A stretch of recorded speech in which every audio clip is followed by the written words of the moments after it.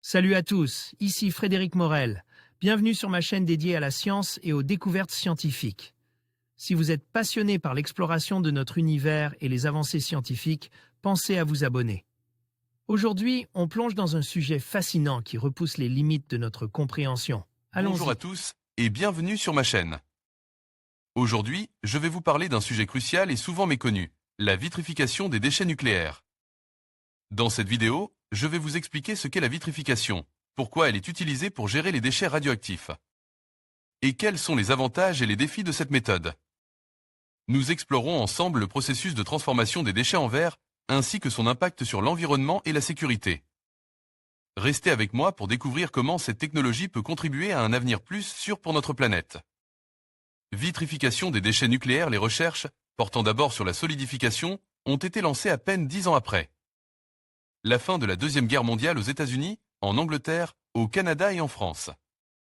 Elles ont très vite porté sur des matériaux permettant une fixation chimique, c'est-à-dire impliquant des liaisons chimiques à l'échelle atomique entre les radionucléides et la matrice, par opposition à un simple enrobage où le déchet massif serait simplement entoure un matériau bloquant, comme une bouteille par exemple, peut contenir un liquide tant qu'elle reste fermée.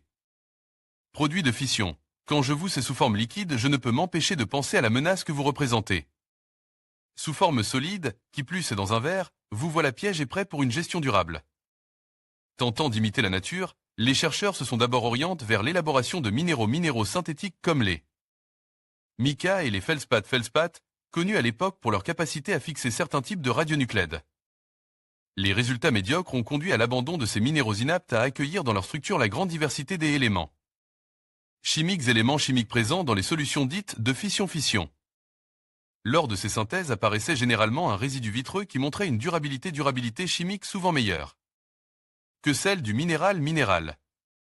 Cet indice déterminant fut exploité quelques années plus tard. Expérimentation de vitrification au Pacific Northwest National Laboratory. La vitrification des déchets nucléaires est une méthode permettant de les neutraliser. Wikipédia. Entre-temps, des tentatives avaient été faites pour synthétiser des roches, constituées par l'agencement de minéraux aux propriétés complémentaires. Nouvel échec, plus lié cette fois à la difficulté de maîtriser la technologie permettant de traiter des solutions de composition sans cesse variables.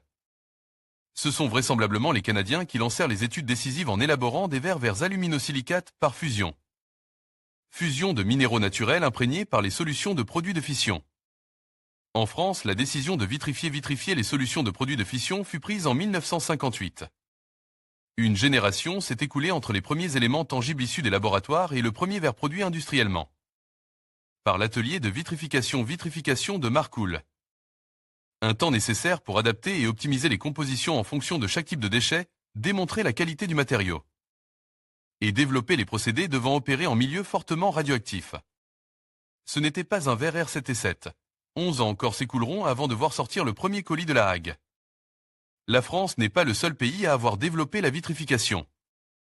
La Belgique, qui vitrifiait ses déchets jusqu'au début des années 90, a finalement préféré confier à la France cette opération. En revanche, les États-Unis, le Japon et la Russie poursuivent la production de verre et les développements innovants. En Inde, cette technologie démarrait. En Angleterre, elle est sur le point d'être relancée. À ce jour, on dénombre pas moins de 25 000 colis de verre produits dans le monde, dont la moitié en France. La technologie tend actuellement à s'appliquer à d'autres types de déchets de faible et de moyenne activité.